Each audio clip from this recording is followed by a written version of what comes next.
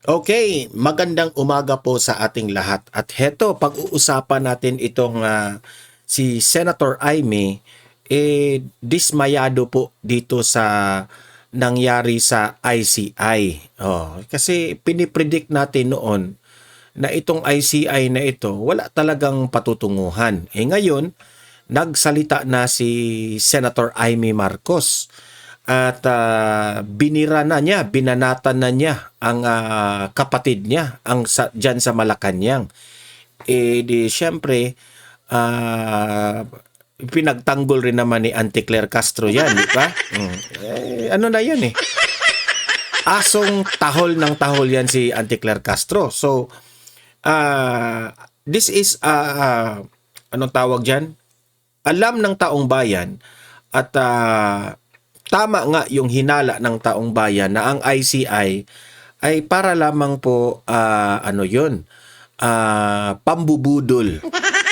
Ika nga, pambubudol yung ginagawa ng ICI. Kasi hanggang ngayon, tinapos na nila at walang resulta at walang mastermind, wala. So meaning to say, useless yung ginawa ni Bongbong Marcos. So ngayon, gaano ito katotoo, no? Na itong ombudsman ay naghahanda na raw ang opisina ng ombudsman na meron pong plunder case laban kay Martin Romualdez at Chis Escudero. Dalawa. Ako dito, no? Hati ang pananaw ko dito rin. Kasi itong si Martin Romualdez, parang hindi ako naniniwala na siseryosohin ito ng ombudsman. Okay? At sisigurado ako dyan, parang si Chis Escudero naman ang mapahamak rito. Mamaya ipapakita ko rin yung balita na yan, ha? At in-interview na nga itong si Congressman Irisi patungkol dito, okay? Dito sa mga unprogrammed funds na ito, okay? So Supreme Court po ang sinimula na ang oral arguments diyan, okay? So bago natin pakikinggan itong mga balita na ito, like and share muna sa video na ito, ha, para marami po ang makaalam sa nangyayari. At sa mga first time dito, subscribe na po kayo. Okay? Sige, ito, panoorin natin itong balita na ito. Buwelta ang Malacanang sa panawagan ni Senador Aimee Marcos na isapubliko ang full report ng ICI kaugnay sa flood control scandal. Selective daw kasi kung pumuna ang presidential sister. Selective raw ang presidential sister. Bakit kayo? Hindi ba kayo selective? Selective rin din naman kayo eh. Ginagawa nyo kay BP Sara, si BP Sara lang ang ininbestigahan nyo ng ininbestigahan sa sobrang daming korupsyon sa Pilipinas na mas malaki pa, no? Yan ang agenda report ni Ivy Reyes. Na April Fools na nahudas pa, yan ang mga binitawang salita ni Presidential Sister and Senator Aimee Marcos sa panawagan nitong ilabas ng Malacanang ang Full Accomplishment Report ng Independent Commission for Infrastructure o ICI. Ito lang daw ang tanging paraan para makabangon ng administrasyon ng kanyang kapatid sa tinawag niyang dismal handling ng flood control scandal. Buwelta ng palasyo. Sino ba ang nanghudas? Ikaw. Ikaw ang nanghudas. Alam nyo, no? Itong ICI na ito na ipinagmamayabang nila, sila rin ang napahiya dito eh. Sino ba ang nanloko? Sana po kung ang isang tao ay talagang laban sa korupsyon, sana consistent sa pagbatikos dito at pagpuna, hindi lamang sa panahon ni Pangulong Marcos Jr. Tanong ng palasyo, noong may ghost Si Auntie Claire Castro, no? Instead na sasagutin niya in a legal way itong mga paratang ni Senator Aimee, siya rin makipagbardagulan rin eh. Makipag-away rin siya na parang palengke. 'Di ba? Sagutin mo. Anong nangyari? Bakit nagkaganon yung ICI? Bakit walang nakitang mastermind doon? Dapat ipaliwanag nyo. Wala kang mapaliwanag. So, ano na lang, palengke style na lang. Sa Bisaya pa, chinanggihay na lang. Di ba? Kasi, itong babaeng ito, wala naman talaga ang utak ito eh. Project sa ilalim ng Administrasyong Duterte, nag-ingay daw ba sina Senator Marcos at mga kaalyado nila? May isinumite naman daw ng accomplishment report ang ICI, kaya hindi masasabing wala itong Yung accomplishment report ninyo, ano lang yan, sa tingin namin, for the report lang yan, para meron po kayong maipasang report. Pero kung iisipin natin ng malalim, ang tanong ng taong bayan, nagawan ba ng hustisya? Di ba? Gusto namin ng hustisya, yung may makulong na mastermind, ikukumpara natin, magkano yung ninakaw at magkano yung perang nasa uli, na isa uli. Kasi kung pagbabasihan natin yung mga report ninyo, na isa uli ba lahat? Kasi sa palagay ng taong bayan, parang wala eh. Di ba? Wala. Yung ine-expect namin na mastermind, hindi man lang ninyo inimbestigahan. ginawa. Pero hindi sinagot ng Malacanang kung Walang, alam mo, Ante Claire Castro, yung ipinakita mo, walang silbi yan. Walang silbi yan kasi sulat lang yan, papel lang yan. Okay, sa totoo lang, papel lang yan eh. Ang dali-dali naman gumagawa ng accomplishment report na sulat ninyo, ganito po ang inimbestigahan namin, ganito po ang nasa uling pera, walang problema dyan. Ang tanong, paano ninyo mako-convince ang taong bayan na talagang naibalik lahat yung nakurap? Kasi sayang rin yung pera na yun eh. 'Di ba? Nakakagalit yun eh. Malaking halaga yun eh. Umabot ng bilyon. 'Di ba? Niloloko ninyo ang taong bayan. Nabigyan nyo ba yung sapat na hustisya yung taong bayan? 'Di ba wala? tulong ng Pangulo na ilabas ng Department of Justice o Office of the Ombudsman ang full Isa pa yung Department of Justice at itong Ombudsman eh. Hindi rin mapagkakatiwalaan eh. report ng komisyon. Nasa Ombudsman at DOJ na rin daw kung ihahayag nila kung naisama ba sa wala pang isang taong pag-iimbestiga ng ICI ang mga flood control at infrastructure project within the last 10 years na obligadong imbestigahan sa ilalim ng executive order ni PBBM. Para sa agenda, Ivy Tapos idadamay nyo pa yung administrasyong Duterte. 'Di ba? Ang usapan dito yung ipinagmayabang ni BBM na 5,500 flood control projects nung unang SONA niya. Nagmamayabang siya eh. At the end of the day, bumaha pa rin. Nung bumaha pa rin, napag-alaman nila na anong nangyari? Meron palang ghost projects. Ang dami palang korupsyon. Kasi finak-check na ng Panginoon eh. Kung hindi yun binaha, hindi malalaman natin na laganap na pala yung korupsyon. Kasi wala silang maipakita eh. We want result. We want results, Ante Claire Castro.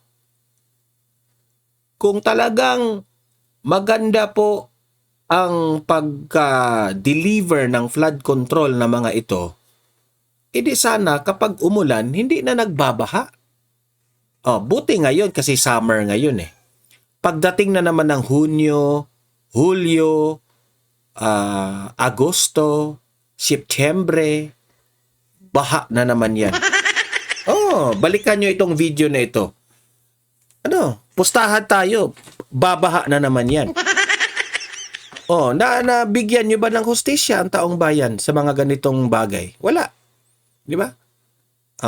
Tapos ngayon, ang pautot nila, imbestigahan na nila si Martin Romualdez. Para hindi masyadong halata na mapahiya itong si Martin Romualdez, sinama na nila si Cheese Escudero. Kasi si Cheese Escudero, alam naman natin na ito yung naging Senate President rin na minention niya si Martin Romualdez. Kung maalala natin, di ba? Mabigat yun. Yung binanggit ni Cheese Escudero si Martin Romualdez. Siguro, duda ako rito, nagalit si Martin Romualdez. Tapos, siguro si Martin Romualdez, sabi niya kay BBM, ako analysis ko lang ito baka sinabi ni Martin Romualdez, paano ba ito? Ang Senate President mo, dinamay ako, binuking ako. Sana gaganti rin tayo dito kay Cheese Escudero. O di syempre, kasi pinsan sila Martin Romualdez at si BBM. Ito, duda ko lang ito na baka ganito ang nangyari. Siguro sinabi ni BBM, okay, gaganti tayo. Okay, itong halik sa puwet na si Remulla, Remulla, gawan mo nga ito ng paraan. Ipahamak mo rin yan, yung si Cheese Escudero. Tapos, para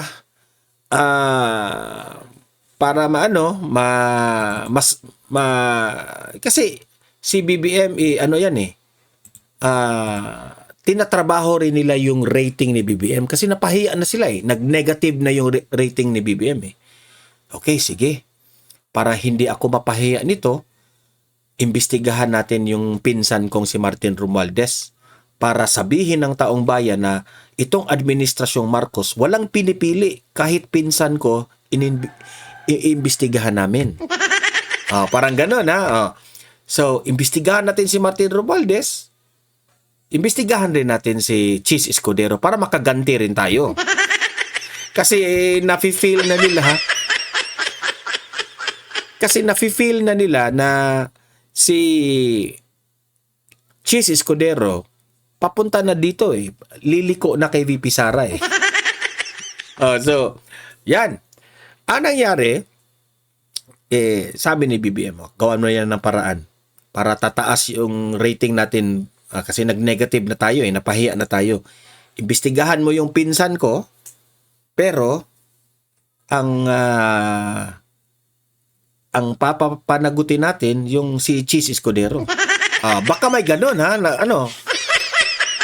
itong mga analysis ko, baka mag-bingo ako dito ayon kay Maharlika.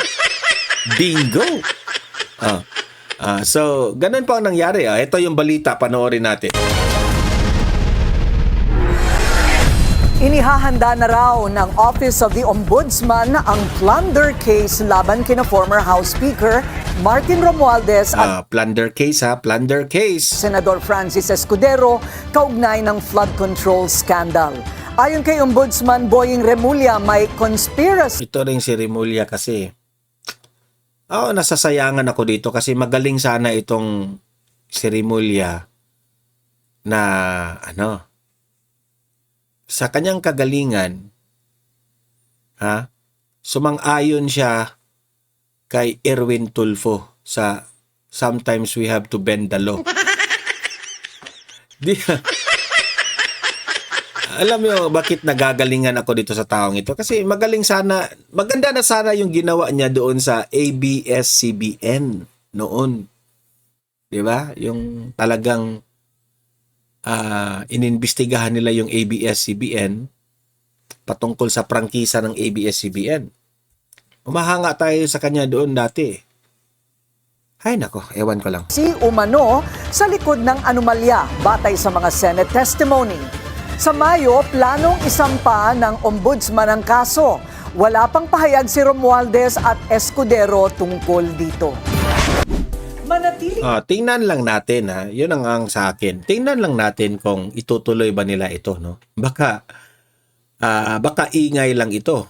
Baka pag dating ng panahon na mag-ano na sila, si Cheese Escudero ang may kaso. Wala na si Remulla. Siyempre si Remulla mag-ano yan eh. Mag-ano pa yan. Anong tawag dyan? Kukonsulta pa yan kay BBM. Sir, ano bang gagawin ko dito? Baka mabago yung isip pa. Hindi natin alam. Lahat ng ito ay analysis. Hindi ko sinabing nangyari ito ha. Baka sasabihin nila na, wag niyo yung idama yung pinsan ko, si Cheese Escudero na lang. At least, itong ingay na ito, binalita. May maniniwala rin eh, yung mga loyalista eh.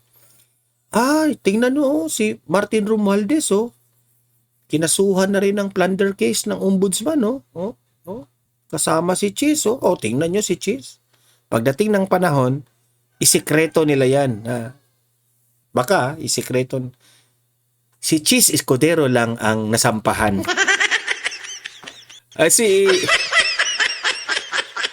Si Romualdez, alam ko na yan. Malabo yan. Kasi basta pinsan ka ng presidente. Kasi yung mga kaibigan ko rin, ewan ko lang kung gaano ito katotoo. Sabi nila, may nalalaman raw itong si Martin Romualdez. Okay? May nalalaman si Martin Romualdez patungkol kay BBM. Sabi nila, ewan ko lang kung totoo ito. Para bang, ikaw BBM, dapat mo akong kampihan. Okay? Si Romualdez, dapat mo akong kampihan. Kasi kung hindi, ibubulgar ko ang mga sikreto mo. Parang ganun raw. Yan ang sabi nung yung kasagsagan ng rally, yun ang sinabi nila eh. Kaya si BBM parang hindi rin siya maka-atake dito kay Romualdez. Kasi may panlaban si Romualdez eh. Di umano. So, kaya sinama na nila si Cheese. So, iwan ko lang if it will go through o prosper ba yung plano nila. So, ngayon naman, natutuwa ako ngayon kasi itong Supreme Court ay di umano ay sisimula na itong oral arguments ng unprogrammed funds. So, pakinggan rin natin si Representative Erice patungkol po dito kasi in-interview siya ni Pinky Webb. Okay? Ito panoorin po natin. The Supreme Court is set to begin oral arguments on petitions challenging the legality of unprogrammed appropriations and special accounts in the national budget. Critics have argued the use of such funds violates the Constitution has opened the doors for corruption. How do petitioners plan to prove their case and what's at stake? Let's get on point with one of the petitioners, Caloocan 2nd District Representative Edgar Erice. Congressman, good to have you again. Kamusta na po kayo? Mabuti naman. Good evening. Di pa kita nakakausap mula nung kayo'y pinalitan na Deputy Minority Leader? Senior Deputy Minority Leader. Yes. Pinalitan po kayo ni Congresswoman Laila De Lima. How's it been so far? Okay naman, at least LP rin yung bumalit sa akin. Hindi naman po kayo nag-away-away, wala naman po problema na si Congressman Laila ang pumalit Wala sa inyo? naman problema sa minority. Ang problema kasi yung majority talaga, gusto nila kontrolado nila yung minority. Kontrolado ho ba nila si Congresswoman Laila? Well, yan yung Kontroladong-kontrolado?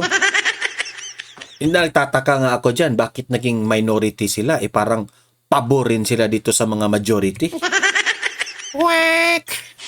Kaya nga, I was asked by minority leader Nonay Libana na hindi niya na kaya yung pressure sa taas. So, kaya kailangan Bakit kaya? ako. Kailangan kayong palitan. Dahil, balikan po natin, naging maingay ho kayo. Yes, of course. Alright. I did my job. Criticizing the government. I did my job to Siyempre, pinalitan siya kasi ini-expose niya yung mga kabalastugan di ba? Obvious. provide check and balance. Yan naman dapat na talagang trabaho ko. Kaya nga pinalitan ako dahil ginawa ko yung trabaho ko. Okay. Correct. And do you think... Kailangan nila, ang gusto nila, huwag gagawin ng trabaho. Di ba? Kasi ako, saludo ko sa iyo, Congressman Erice, for doing your job, no? even if ikaw ay pinklawan. We asked you today because of meron pong oral arguments tomorrow and maganda pong balikan yun dahil baka po marami na rin nakakalimot that there are petitions before the Supreme Court questioning this unprogrammed appropriations or UA Pero bago po yun, related po ito kasi sinabi ngayon ni Ombudsman Boying Remulla that plunder charges are being readied against the former Speaker, Martin Romualdez, and the former Senate President, Chis Escudero. What's your reaction to that, sir? Ay, marami ng pangako na napako. So, Correct. ano na yan? Di ba? Pareha kami ni Erice na ewan ko lang kung maging baka budol na naman yan. Hindi na kapani-paniwala. Correct. You don't believe it at all? No. Because? I don't believe. Kasi yung 19th Congress, lahat involved lahat involved ng yung leadership, both houses and Senate and the House involved dyan. So, yung cabinet members involved dyan. So, kung may kakasuhan, ang daming kakasuhan. Correct. Daming kakasuhan. So, hindi na ako naniniwala dyan dahil sinabi na nga, si Presidente na mismo nangako na may makukulong December 15. Ang dami ng pinangako, yung ICI. Hanggang ngayon, wala pa yung reports. Correct. It's with the DOJ and the Office of the Ombudsman. Yes, pero hindi mailabas yung report Tapos yung Independent People's Commission na pinangako ni Presidente na ginawa niyang priority legislation, hindi rin naman natuloy. Marami siyang mga reforms na pinangako para pagtakpan itong the greatest heist in the history of national budget and infrastructure, hindi naman natupad. So, hindi rin matutupad yan. Why do you think, in spite of you saying that hindi po ito matutupad, ay sinabi po ito ni Ombudsman Boying, and yet also saying that they may file the charges by May? Well, let's wait and see. Pero hindi ako naniniwala. Alam naman nila yun, alam ni Senator Chis, alam ni Speaker Romualdez kung ano nangyari. Hindi naman mangyayari ito without the cooperation of certain cabinet members. That's why even Senator Ping Lacson refused to invite Executive Secretary Lucas Bersamin and Adrian Bersamin, despite na siya mismo nagsabi na involved ito itong dalawa na ito sa flood control mess. Wasn't Adrian Bersamin invited together with Trigib Olaivar, pero ang nagpakita po si Trigib? No. Adrian Bersamin was never invited by the Blue Ribbon Committee. I'll look into that again. Only Olaivar and I think Bernardo. Diba? Klarong-klaro nga yun kay Adrian Bersamin Klarong-klaro yun. Pero, hindi mo talaga mapapansin na ininbitahan itong si Adrian Bersamin. Yan yung laging tinatahol ni ni Congressman Erice, di ba? Yusek Bernardo. Yes, Yusek Bernardo. The oral arguments also very important, sir, dahil itong pinag-uusapan po dito yung unprogrammed Yes. appropriations. And dito po ay sinasabi na naililipat yung mga pondo na dapat sanang gamitin ng national budget, inililipat sa... Balikan lang po natin. Na-expand. Yung 2023, na-expand ng mga 800 billion. Ang proposal ng Malacanang noon sa National Expenditure Program is only 400 billion. Pero dinoble ito ng House. So naging 800 yung unprogrammed appropriations. In 2023.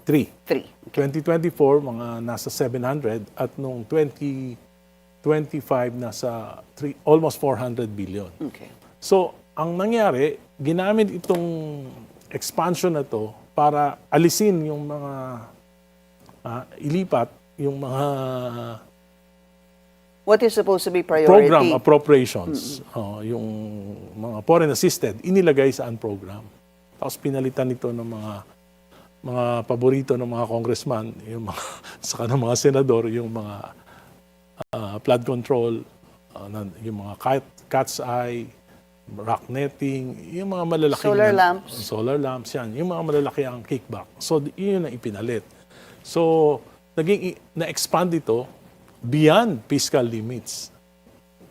So, ibig sabihin, for example, 2026, 6.98 trillion lang naman yung fiscal limit eh. Ito lang yung may... 6.793 trillion. So, ito yung may source of financing, definite source of financing. Yung 150 na natira doon sa 300 billion na proposal ng Malacanang, walang definite source of financing. Yun yung sinasabi na namin na ang budget kailangan bukod sa budget of expenditures, dapat may definite source of financing.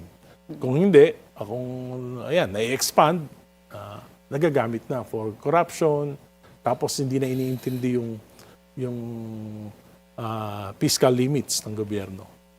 Laying the premise, though, I was looking into it. Yung unprogrammed appropriations, Congressman, you can correct me if I'm wrong. It's a decades-long, not a concern, but it's happened for decades. I mean, I'm gonna go back to supposed to be even the time of former President Cory Aquino. Yes. Lahat po yan, from then until the time of President Bongbong Marcos. Lahat po yan nagkaroon ng unprogrammed appropriations. However, the difference would be that in the past, maybe 2 administrations, it skyrocketed. Kumbaga, yung iba, the former presidents, maliliit lang. Not in 2 administrations, only in this administration. In this administration. Dati Because kasi in the maliliit time lang. of the Duterte administration, gamit yun dun sa Nilinaw ha, only in this administration. build nila. Yes, pero hindi, maliit lang yung mga program appropriations kasi talagang contingency lang. Itong ginamit yan ni President Cory hanggang kay President Duterte, talagang contingency lang. Ang nangyari dito kay Presidente Marcos, ginamit ito hindi na contingency but a budget within a budget. Grabe. Talagang mga 11-12%. Kasi hindi sila takot sa presidente eh.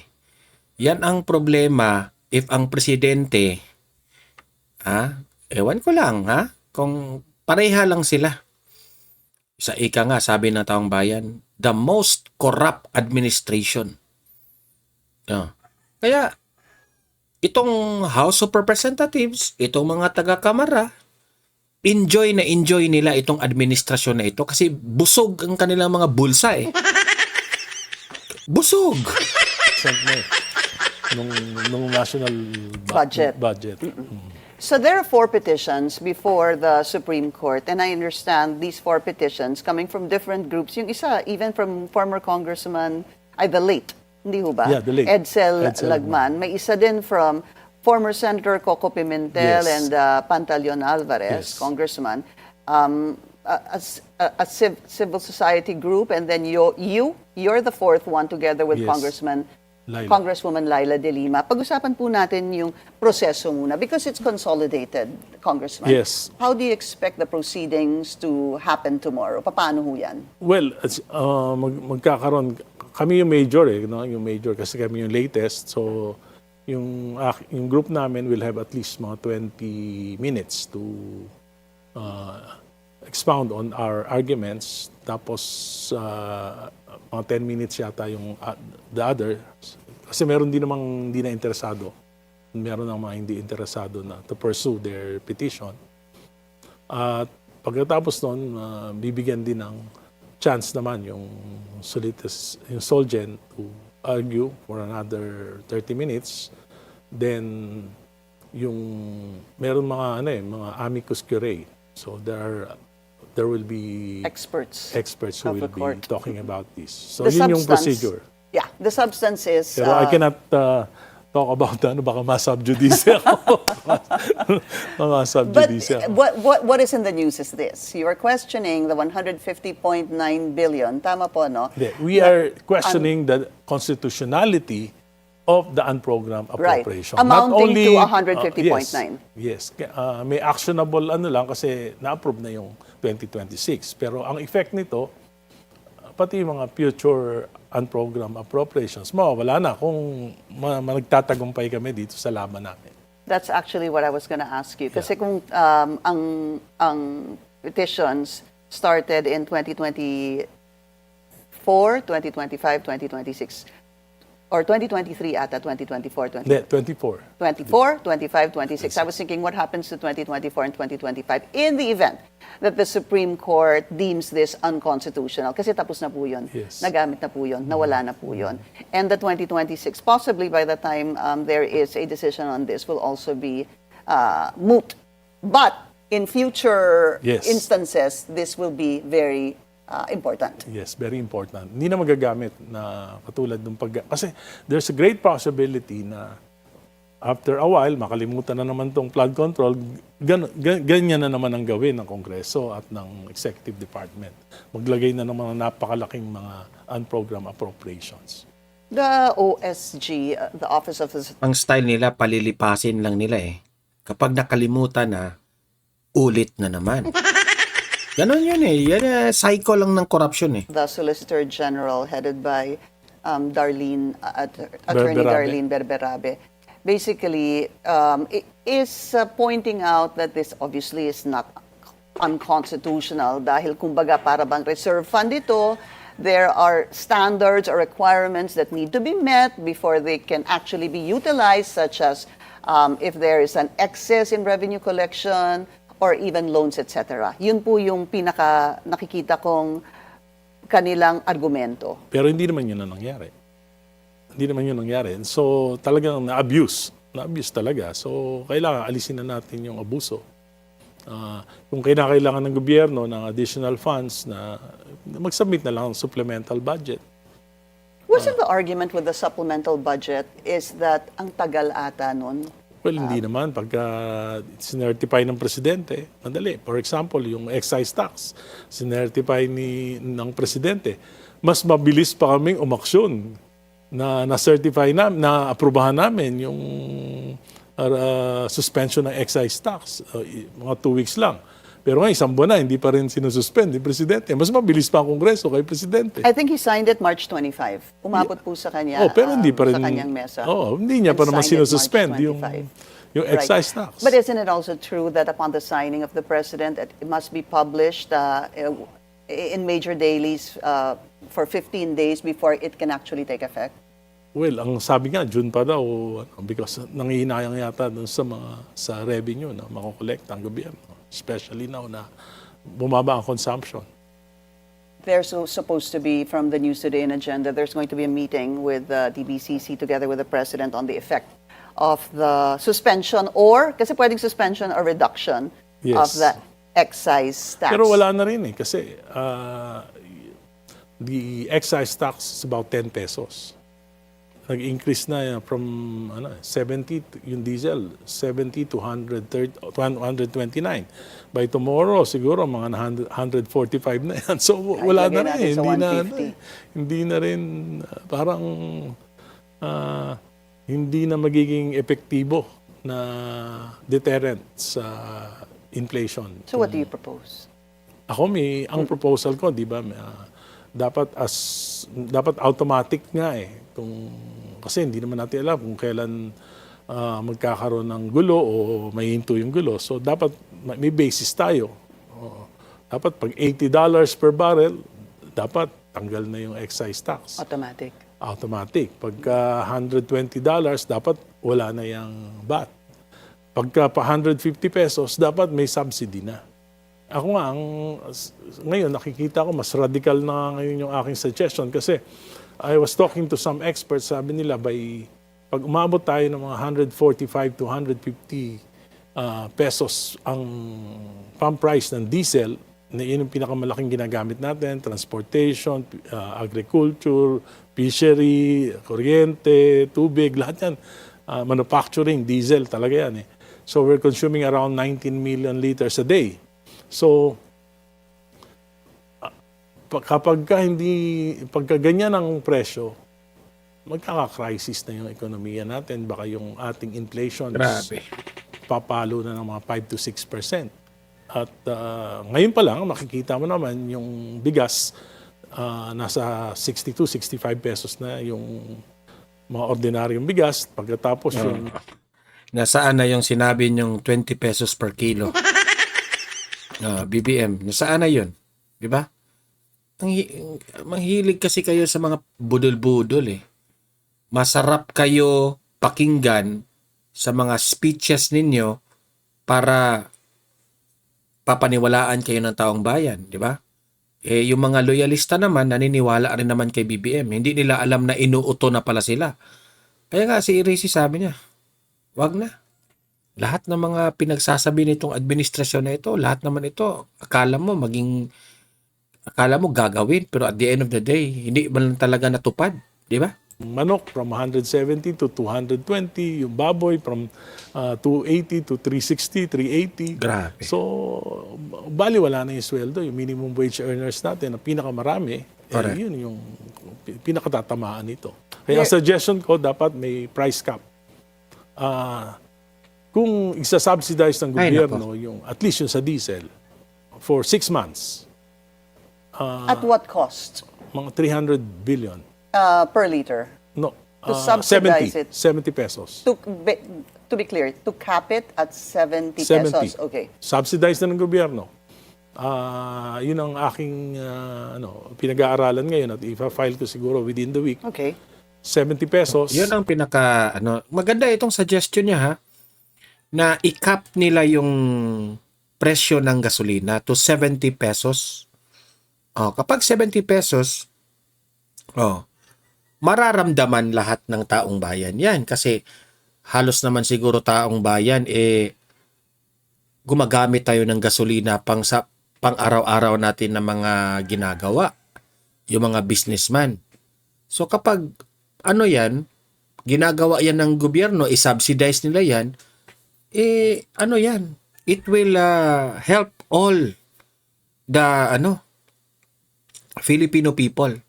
Makokontrol nila yung ekonomiya kesa yung ayuda-ayuda ninyo na hindi naman lahat mabibigyan, di ba? Pagkatapos, that would require the government 320 billion para ma-subsidize for the next 6 months. At 6 least, na buwan po ito. 6 months. So, hindi tataas yung inflation, hindi masyadong tataas yung presyo, at hindi maapektuhan yung trabaho, hindi maapektuhan yung negosyo. Correct. Ngayon, pag bumili ka ng diesel, yung volume, tinanong ko rin, research ko rin, pag bumili ka ng volume, mas mahal. So, for example, you're using diesel for your manufacturing company, 150 pesos na ngayon. Bibili ka ng 10, 20,000 liters. Kaya ang nangyayari, konti yung binibili. Anong ibig sabihin ng konti binibili? Konti ang production, konti ang trabaho. Correct. So, yung buong ekonomiya, parang magkakaroon ng domino effect. Unlike kung ikakap natin sa 70 pesos, isa lang maapektuhan, yung gobyerno. They will need 320 billion pesos. For 6 months. For 6 months. Pero yung trillion yung nawala sa flood control, sa mga anomalous project, nakaya ng gobyerno. Kung 320 billion para sa mga Yun ang logic niyan. pinakamahihirap natin na kababayan, bakit hindi kakayanin ng gobyerno yan? Correct. This Trillion yung sinulimbat ninyo sa flood control. Tapos ngayon, ikakap natin ng 70 pesos per liter ang gasolina. Within 6 months, Within 6 months yan. I-subsidize ng gobyerno. Siyempre, ang gobyerno po ang babayad yan sa lahat ng gasolinang ating So, lahat. May it be yung mga poor, middle class, at yung mga mayayaman, ramdam natin na meron talagang ginagawa yung gobyerno. At saka yung mga factories natin na gumagamit rin ng mga gasolina. Hindi maaapektuhan lahat ng ating galaw ng bansa natin. Kundi, ang gobyerno lamang ang manghihikayat kung paano nila o kung saan sila kukuha ng 300 billion. Diba? Paano? Puros corrupt. Walang,